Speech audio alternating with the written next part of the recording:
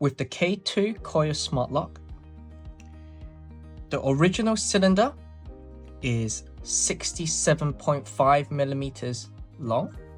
You can adjust the size of the lock. You can adjust the front and the back cylinder length. How you do that? If you want to adjust the front cylinder size, remove these two screws.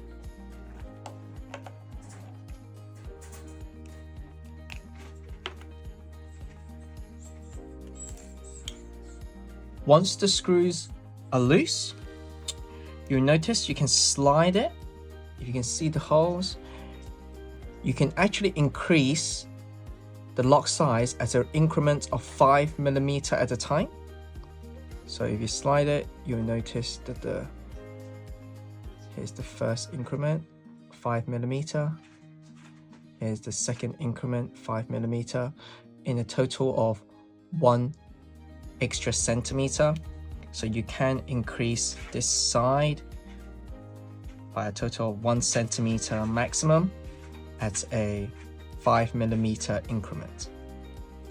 So let's say if I want to increase the cylinder size by 1 centimeter, simply pick the furthest two holes. Something else.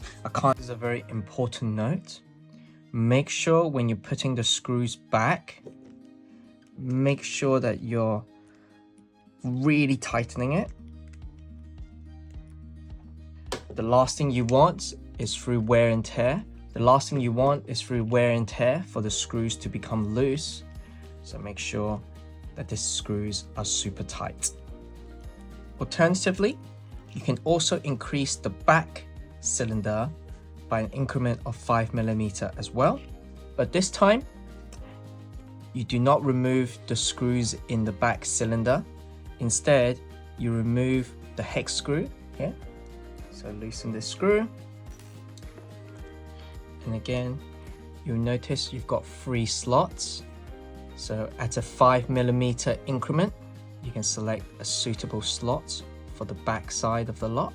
So this cylinder lock should be able to fit any Euro cylinders between 65 millimeters all the way to about 85 millimeters in terms of door thickness.